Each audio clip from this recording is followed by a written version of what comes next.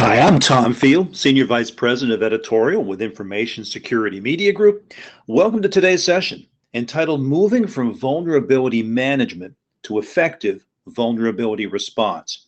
Your presenters today are Piero Di Paoli, the Senior Director of Product Marketing in the Security Business Unit at ServiceNow, and Jeff Battaglino is the Director of Technical Services and Support, Compliance and Security at Seton Hall University. Before I turn this over to Jeff and to Piero, let me give you a bit of background on today's session. The top 10 vulnerabilities typically account for 85% of successful exploit traffic, but complex manual processes and disparate, disconnected tools make it difficult for security and IT teams to come together to respond to vulnerabilities before they lead to problems.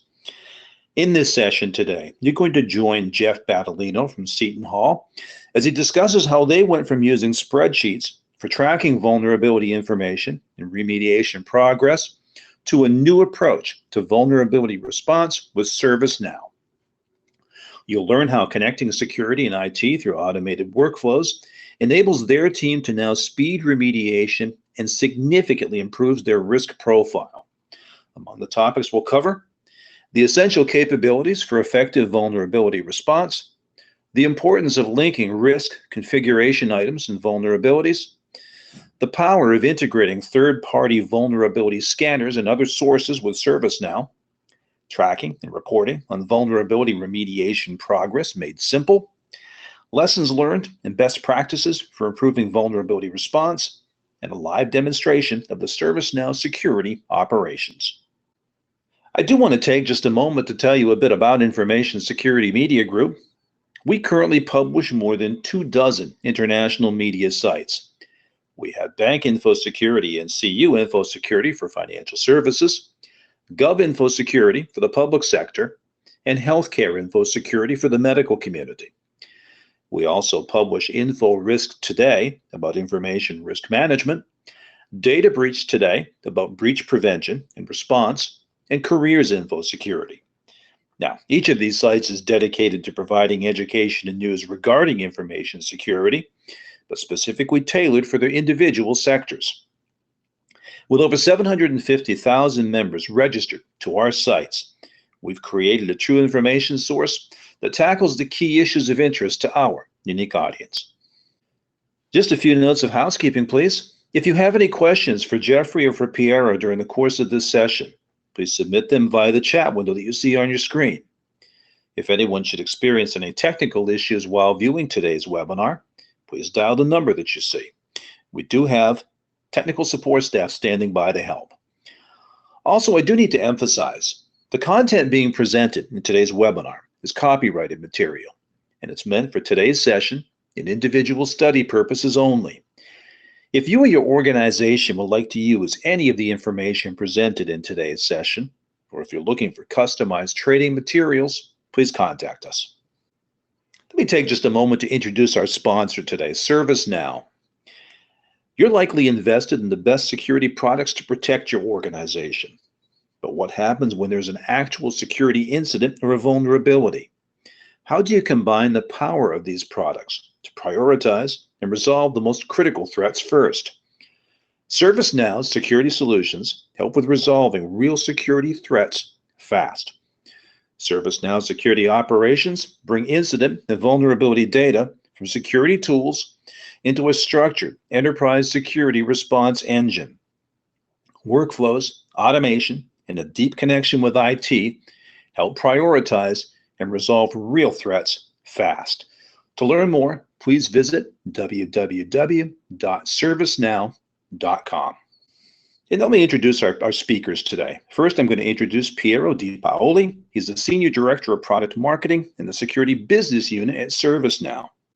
Piero has more than 20 years of experience building and marketing mobility, security, and cloud solutions for enterprises. And prior to joining ServiceNow, he led product marketing for Symantec's enterprise security products and previously held product management and product marketing with organizations such as iPass, CompuServe Network Services, UUNet, and MCI WorldCom. Next, I want to introduce Jeff Battaglino, Director, Technical Services and Support, Compliance and Security with Seton Hall University. He's a successful senior information technology and technical support director and manager with extensive experience in banking, financial services, retail, oil and petroleum, healthcare, and higher education. He's a respected leader of customer-focused teams, accomplished, motivated, a dedicated service and support manager with experience in service desk, desktop management, change management, problem management, knowledge management, asset management, SLA, configuration, corporate compliance, disaster recovery formulation and testing, and IT security. With those introductions, let me turn you over now to Jeff and to Piero. Gentlemen? Great, thank you so much, Tom. So what I wanted to do is set some context before Jeff goes over the experience that Seton Hall and Jeff have had using some of the vulnerability response capabilities, which has really helped them move from doing vulnerability management to doing true vulnerability response. And to give some context on this, I really want to talk a little bit about the progression of security so you can think about a little bit where response fits in. Now, years ago, we bought a whole bunch of products that were for protection, and they were typically all about blocking the bad stuff. And what happened several years ago, as the attackers got better and better at being able to evade those different systems, there was a new class of products that came in around detection. And some of the vulnerability management products probably fit into both of these different categories, where they're detecting different types of vulnerabilities across different assets and letting you know which things you need to go take care of. But these detection products were all about being able to tell you what were the things that your protection product may have missed, and we're going to let you know that there's something you might need to do something about. The next area was around visibility. As organizations started to get flooded with lots of alerts from multiple products, whether they were protection products or detection products, they needed to go and take all those different alerts and put them into one place. And I'd put this in the category of visibility.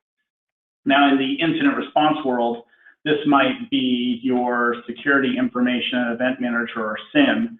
And in the vulnerability world, this might be what your vulnerability scanner gives you, or a collection of multiple vulnerability scanners gives you. And what the area that's been badly needed to be able to take care of all the different protection and detection events that show up in these different visibility and vulnerability products is another class of products that I put in the category of response. And really what we mean by response are 6 different areas that make up the enterprise security response idea. So the first is the ability to organize all of your security in one place, all of your security incidents in one place. And so this is the ability to have a firewall, and endpoint detection response product, anything that can create a security alert about a potential incident, have that go into one place where an organization can manage the security incident response process. The second is actually about getting ahead of security incidents with the ability to manage the response process to vulnerabilities. This is much more than vulnerability scanning. This is actually taking the results of vulnerability scanners, which many organizations put into spreadsheets to then go and manage that response process. And start getting it into a system to be able to manage the process to plug these different vulnerabilities. And this is the area that Jeff is going to spend some time going over with the experience that Seton Hall has had. The third is around threat intelligence sources and working with them to be able to better understand the depth and the potential resolutions of security incidents and vulnerabilities. Typically, there's some really great information out there from either open sources, some of the ISACs, some commercially available threat intelligence products. There's really some great information about a particular threat or vulnerability that an organization might be fighting. The fourth area is around workflows. And so this is actually taking all the work that's needed for security incident response or vulnerability response, and even working with some of these threat intelligence sources, and creating structure and process.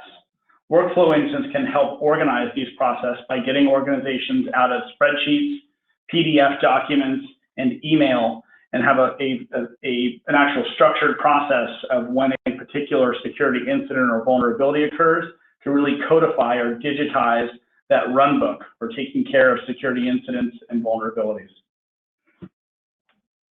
The fifth area is around automation and orchestration. And so once you've developed workflows to be able to manage the process for working through security incidents or vulnerabilities, robust automation orchestration engines can help speed up portions of those workflows, especially areas that are manual processes or maybe even mundane processes. This can result in being able to respond to security incidents and vulnerabilities in a faster way. And then finally, there must be a deep connection into IT. This is really required from two perspectives. First is IT has rich context of what a particular asset is. So as you're looking at particular vulnerabilities, you're able to factor in much more than just the severity of the vulnerability. You can also factor in things around the business context of the particular affected asset. And then the second half of that is when it comes time to actually doing the patching or going in and remediating a security incident, this work is typically done by IT. So having a seamless handoff between security and IT teams is another way to be able to help an organization respond to these things more quickly. And we see these 6 things together as being the true way that an organization can do their security incident response. And this is really exactly what ServiceNow has built in its security operations offering, which came to market about 18 months ago. And we've continued to be able to add more features and functionality and more of those green boxes at the top to really help organizations be able to resolve real security threats and vulnerabilities much more quickly. But the area that we're going to focus on today, now that I've given you that context, is the second box at the top, which is called vulnerability response. And this is the portion that the Seton Hall has taken advantage of to be able to get themselves out of the world of managing vulnerabilities through spreadsheets and email. And so what I'll do there is I will click over the next slide and hand over to Jeff to be able to walk you through the Seton Hall experience with vulnerability response. Jeff, take it away. Good afternoon, everyone. Again, my name is Jeff Battolino. I'm with Seton Hall University. I'm not going to go through my bio again. Tom already did that. Seton Hall is one of the country's leading Catholic universities. We were founded in 1856. We are a Catholic university. We're one of the oldest diocesan universities in the United States. We're located in South Orange, New Jersey. We have an undergraduate enrollment of about 5,800 students and a graduate enrollment of 4,300 students. We have over 90 programs and majors, and our employment rate after graduation is 86%, which is about 20% higher than the national average. Our evolution with ServiceNow started back in 2010. We were on a shared instance of ServiceNow with about 70 other higher ed institutions. It was not conducive to the way we wanted to do business, so we decided to get our own instance of ServiceNow. So we did that in 2011, and we started out with incident request and change. You'll notice there's no security stuff involved in here. So we were in the process of getting more involved in our IT service management and not in security at this time. Skipping over to 2015, we learned about the IT security and vulnerability management module in ServiceNow, and we were extremely interested. I'll get into why in a bit, but up till now, as of right now in 2017, we are currently on incident, knowledge, change, asset, CMDB, service catalog, request, survey, problem, risk, project, and security and vulnerability management. So we've come a long way with ServiceNow, and we were looking for something to add on to ServiceNow for security purposes. It was at the right time that ServiceNow actually released their IT security and vulnerability management module, and we were, I believe, one of the early adopters. We decided to begin with vulnerability management rather than IT security operations, that portion of it. And the reason why is because we were bogged down with the number of vulnerabilities that we were discovering and how we were muddling through how to remediate those vulnerabilities. Now, we do use a vulnerability scanner, which is Qualys, and we are pulling in all of the vulnerabilities from Qualys into ServiceNow. Up to this point, we were taking the information you see on your screen right now, and we were consolidating that either by sending out reports directly from Qualys or creating spreadsheets and sending them to the IT owners of the devices and systems that the vulnerabilities were attached to. It was a very cumbersome process. So we obtained the vulnerabilities in Qualys, and it sort of came down in the format that you see on your screen.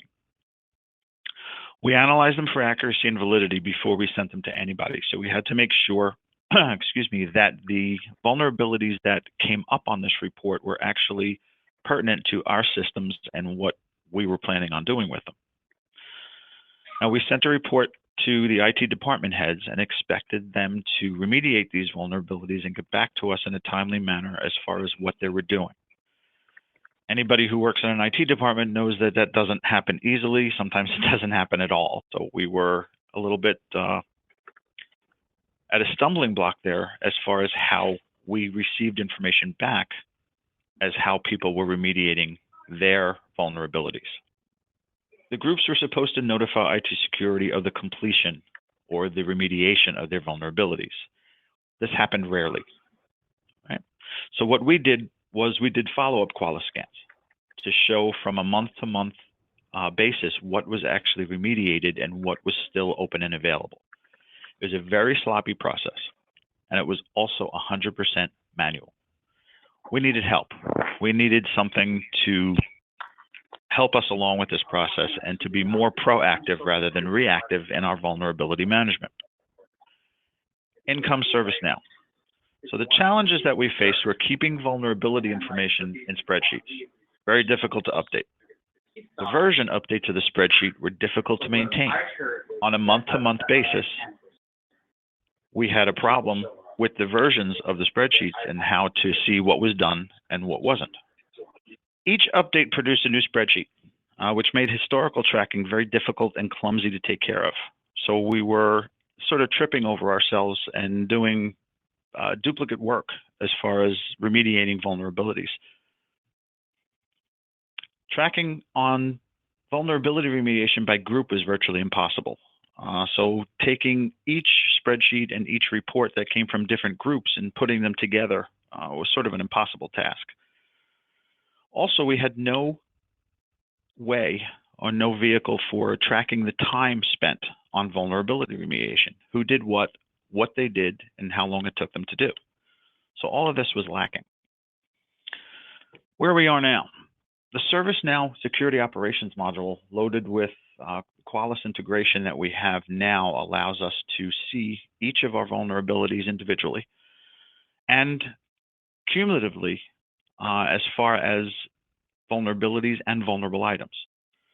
So not only will ServiceNow pull in the vulnerabilities, which is each vulnerability that's discovered on each one of our devices, but each individual vulnerable item on those devices. So let's take server. Each server can have a specific number of vulnerabilities attached to them. So by creating a patch or by getting a patch for that specific server, it could remediate multiple vulnerabilities. So the integration connects the Qualys database to the vulnerability database in ServiceNow. We have selectable fields and vulnerability tickets in ServiceNow. What we found was initially when we pulled in all of our vulnerabilities, we pulled in close to 25,000 vulnerabilities. So we decided to take a little bit of a step back and sort of pare down those vulnerabilities that we were getting in. We didn't want to inundate our IT departments with vulnerabilities. What ServiceNow allowed us to do is to take only certain vulnerabilities in Qualys and pull them into ServiceNow. So what we did was we pulled the highest critical vulnerabilities first. It allowed us to pare that down and only import the critical vulnerabilities. That brought it down to about 2,300. So we did it by pieces. We filtered the data by criteria, only those. We also decided to pare it down a little bit more by only pulling in vulnerabilities that were patchable. And again, ServiceNow allowed us to do that by creating criteria in order to import directly from Qualys. We also use business rules in ServiceNow to automatically assign the vulnerabilities to specific groups depending on what types of vulnerabilities they are. For instance, if a vulnerability is only related to a Windows server, we have a specific group assigned to remediating vulnerabilities on Windows servers, and using the business rules, it only gets assigned to that particular group. We also have Linux servers. Linux servers are handled by another group. So any vulnerability that has to do with a Linux server is assigned to another group. So we were capable of assigning the vulnerabilities to specific groups rather than creating spreadsheets and emailing them to specific groups. So what we've done so far, the vulnerabilities in ServiceNow allow for departments to update their vulnerabilities with full audit trails. We're able to go in and see that this particular vulnerability was remediated by a specific department, and this is what they did in order to remediate it. We can report.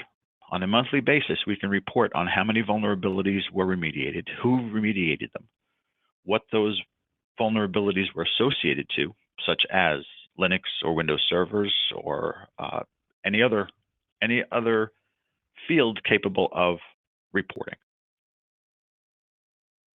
Historical tracking. We can also go back months to see how many vulnerabilities were remediated on a monthly basis and create trending from there to see how many more are coming in per month, how many less are coming in per month, and how many more we're able to remediate from there. We can track it by group. We can track it by person.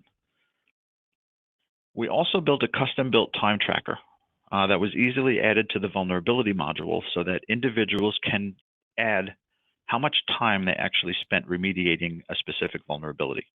This can be done in one of two ways. We can do it by vulnerability. So if a vulnerability took 20 minutes to remediate, that person can assign that 20 minutes to themselves for that particular task.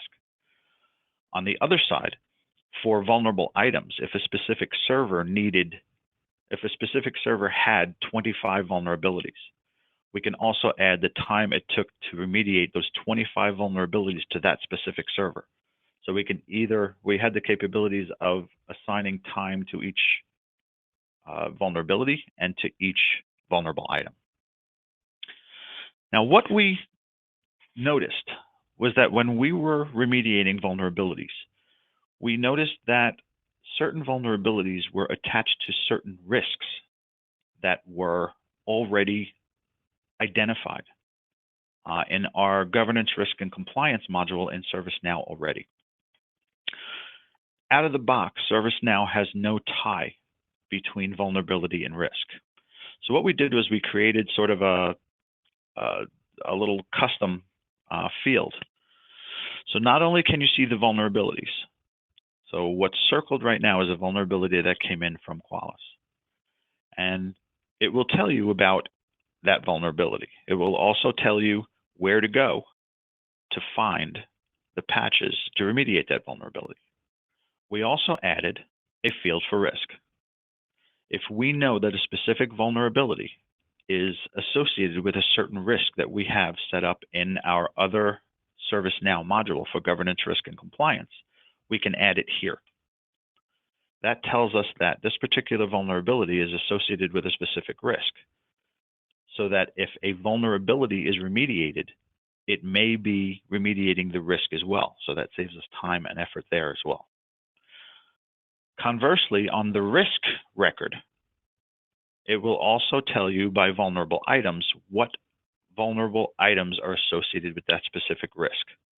So it's converse, it goes back and forth. So what we're able to do now is take our vulnerabilities and tie them to risks. Our risk could be tied to policies, our policies to vulnerable items, our vulnerable items to remediation, and right back to the beginning again when we pull in our next list of vulnerabilities.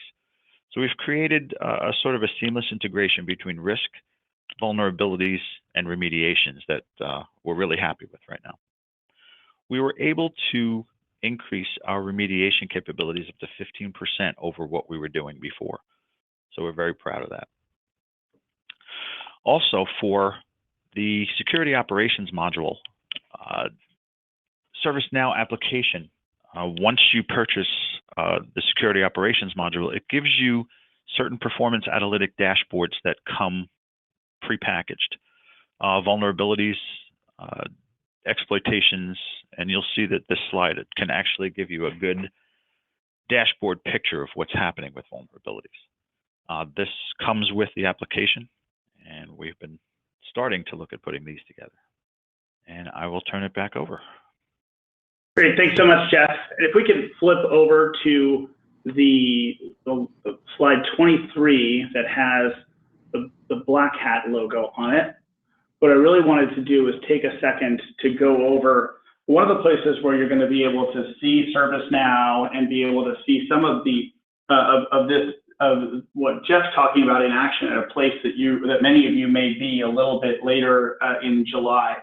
The Black Hat Conference is really the leading information security conference in the world with 15,000 plus attendees expected. They've got multiple days of training, 250 exhibitors and sponsors.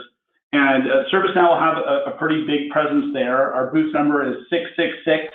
As you might imagine, we can have a little bit of fun with that number in the booth. We'd encourage you to come by where you can be able to see a demo and be able to talk specifically about the ways that your vulnerability scanning products can get integrated in with the vulnerability response module.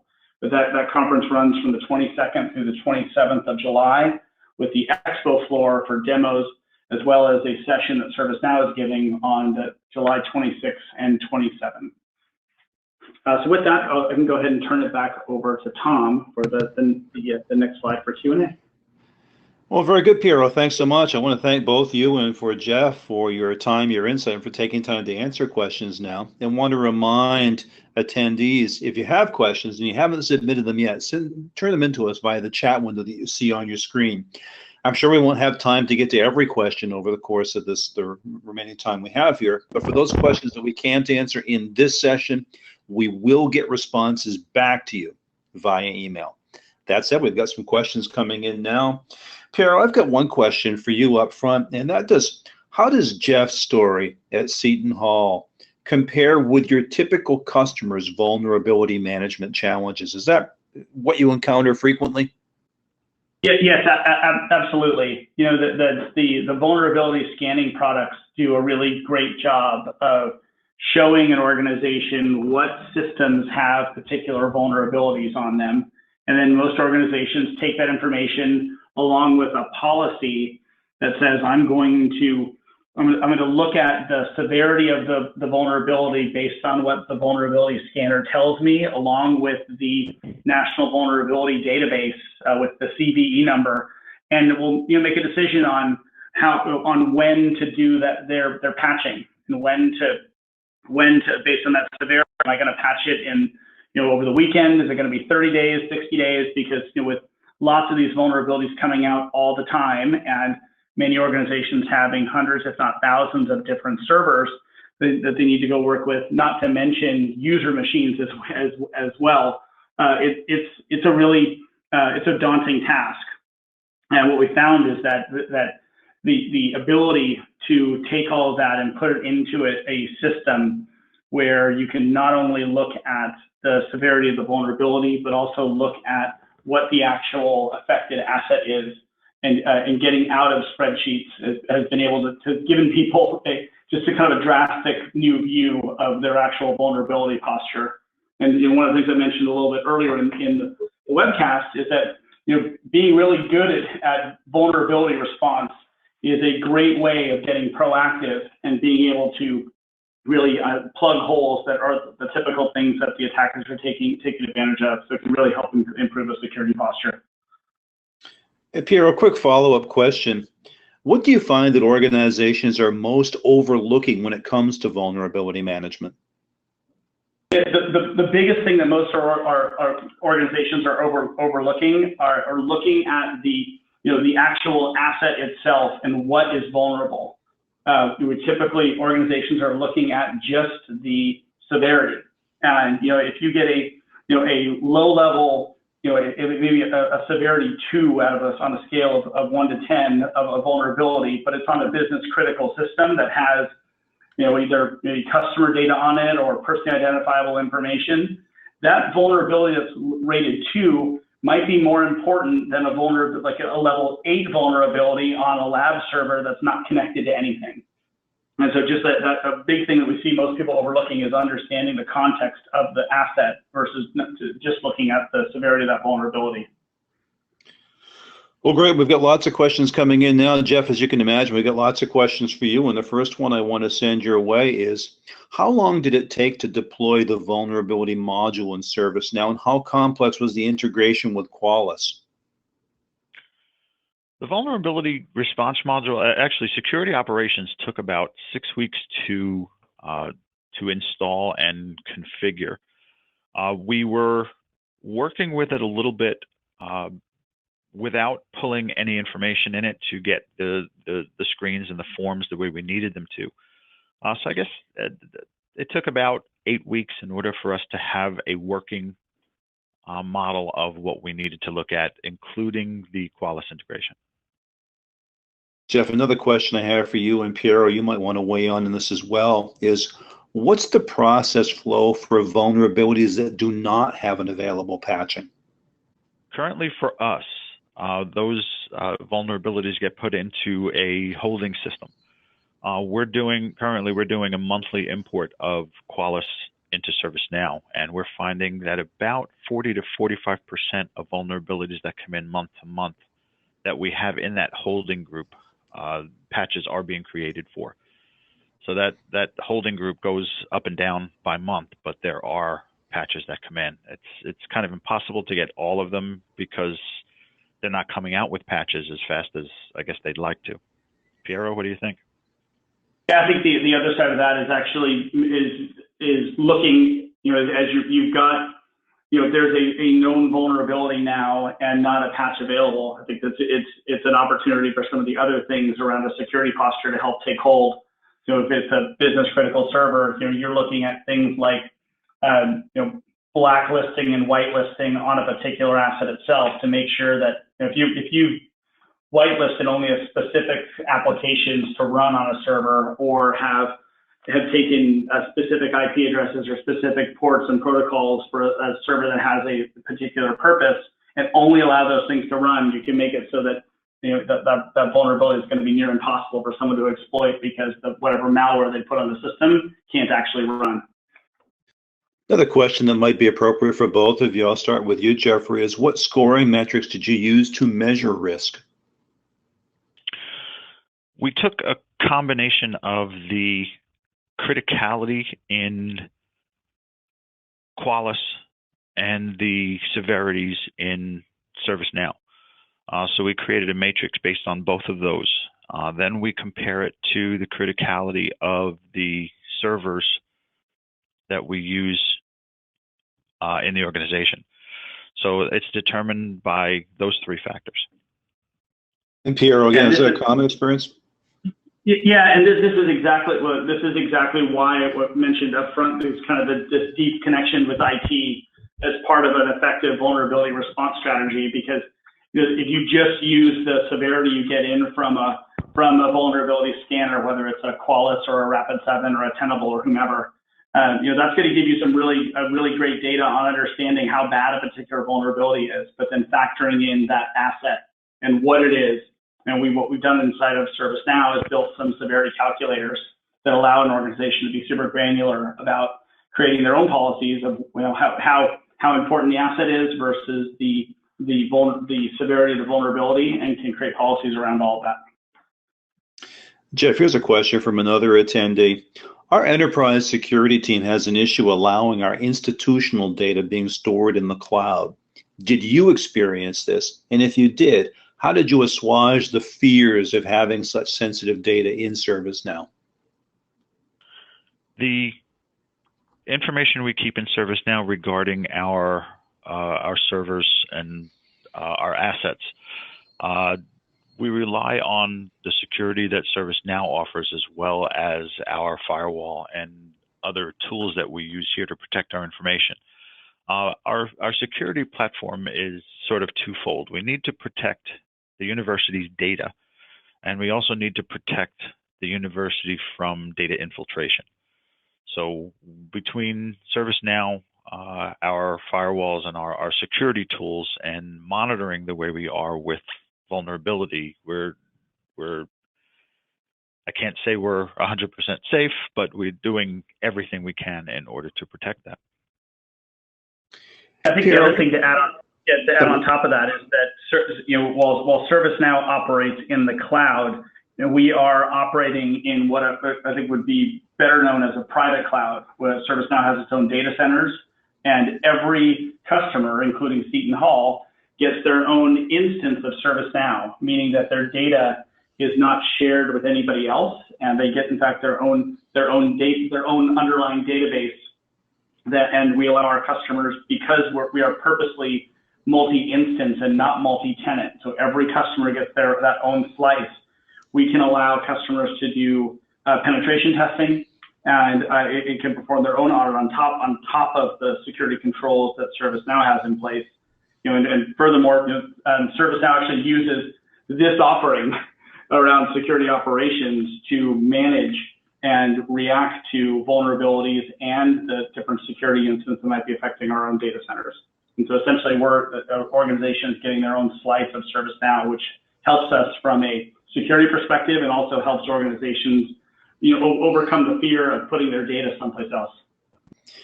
Pierre, I've got a follow-up question to a topic you tackled earlier. And the question is there a decision tree process flow in ServiceNow that can help identify assets that can't be patched and then route those vulnerabilities for a waiver approval process?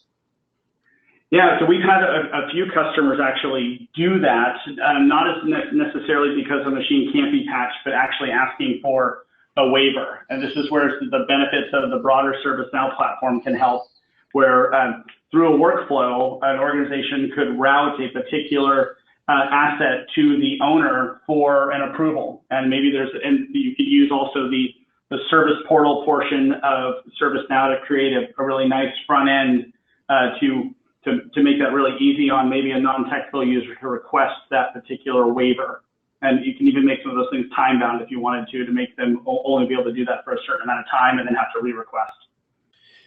And Piero, another question for you. How can we use ServiceNow to go from vulnerability management and response to vulnerability hunting? So we do have inside of the Jakarta release that is coming it's available for early access for customers today, and going to be market available for everybody during July. We did add what we're calling our case management functionality, but what it's really allowing an organization to do is take threat intelligence data and any other data that they've got on indicators or observables, including vulnerabilities, and actually use ServiceNow to manage the threat hunting process. So you can use the case management functionality for storing of that information, and then continue to use that information to be able to go and hunt for vulnerabilities as well as other indicators of compromise. So I wouldn't say that hunting is necessarily limited to just looking for vulnerabilities, but it could be looking for other indicators of compromise as well. Jeff, a question for you, and Piero, you might want to weigh in also.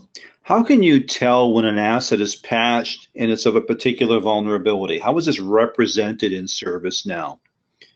Do you see vulnerability history show up? You do, actually. When a vulnerability is remediated, the status of the remediation changes to either resolved, closed, or remediated, depending on how you want to have it. So on a monthly basis, we can report on everything that was remediated and what was done to remediate those.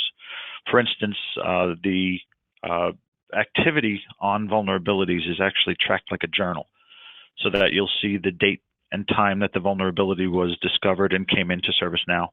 You'll see when someone went in and did a patch to patch that particular server for that vulnerability.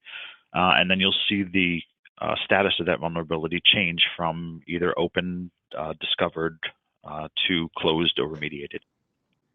Pierre, anything you want to add to that about vulnerabilities and tracking them? Yeah, the other thing we've seen some of our customers do as part of a workflow, especially for what I call a high-profile vulnerability, is that as part of that workflow have triggered a rescan. And so as a whole bunch of vulnerabilities across, or maybe a single vulnerability across multiple systems has been patched, as part of that workflow, then go trigger the vulnerability scanner to rescan and have the vulnerability scanner actually have that report show up inside of their tools as well. Pierre, another question. Are you aware of any federal customers that have received a formal authority to operate for the vulnerability management security module operating in the cloud? We do have federal customers, and in fact, we have specific data centers that are dedicated for federal customers. And we received our certification on that almost a year and a half ago. Jeff, I got a couple questions for you. One is, what do you find in your university setting to be the critical threats that are most important to your systems and to your users? The most critical threats are threats against personal information.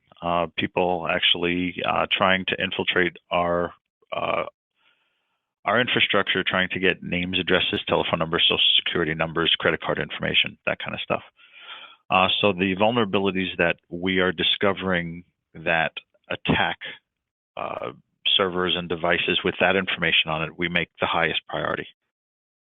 So now that you have improved your vulnerability management, Jeff, what noticeable improvements do you see in your ability to detect and respond to these types of threats that are so critical to you? As we're going on, it's becoming easier to identify which vulnerabilities are the most critical and which vulnerabilities we can prioritize differently. So I guess the ability to prioritize vulnerabilities is the primary. And then having because it's in ServiceNow, it's becoming very familiar to us. So we're able to manipulate that data a little bit more in order to become more proactive rather than reactive. And Pierre, I've got a question for you that's a follow-up to a question we talked about earlier. It's about metrics.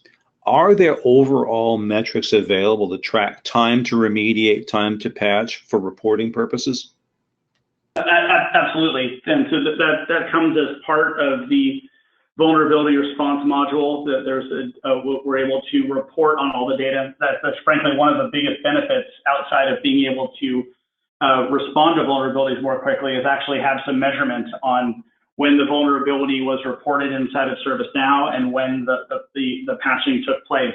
In fact, you can go even one level deeper with that, is when the workflow is being run, look at all of the different tasks that are happening from different people within the organization that are running the actual response to the vulnerability. And you can start to look, gosh, maybe certain tasks are taking a little bit longer or trending a different way. It can give you the ability to potentially reroute staff, do more training, to really get a good view of understanding where a particular bottleneck might be occurring, or actually where things are actually going really, really well. And so a security team can take that data to report back to other parts of the organization to really show kind of the value of what the security team is doing in regards to vulnerabilities. Pierre, Jeff, question for you both about dwell time. In fact, a two-part question here. One is, how have the process improvements helped your vulnerability dwell times, and have you noticed a reduction in them, first of all? If so, by how much? As far as Seton Hall is concerned, we've noticed a significant drop in time it takes for vulnerabilities to be actually discovered and remediated. I'd say it's about 10 to 12% right now. How's that stack up to what you typically see, Piero? Yeah, I think that's typically what we see. A lot of it is when the offering first gets installed, all of a sudden getting a pretty big view very, very quickly. And once kind of taking care of maybe the big amount of vulnerabilities that are discovered and put through the process, then the everyday maintenance ends up being in that 10 to 12 to 15%.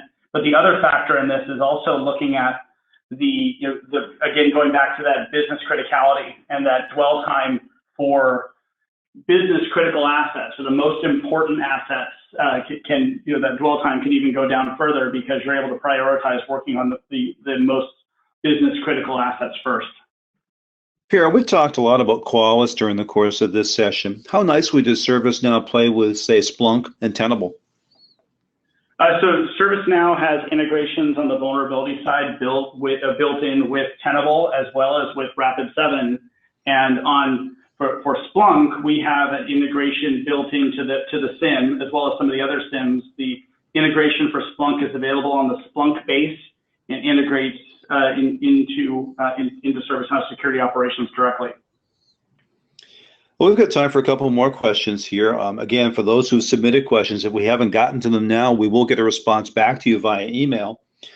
Jeff, a question I have for you. Having been through the experience with vulnerability management, what advice would you offer to other security leaders facing similar challenges with how they have traditionally approached this? I think my one piece of advice would be not to try and conquer the world all at once.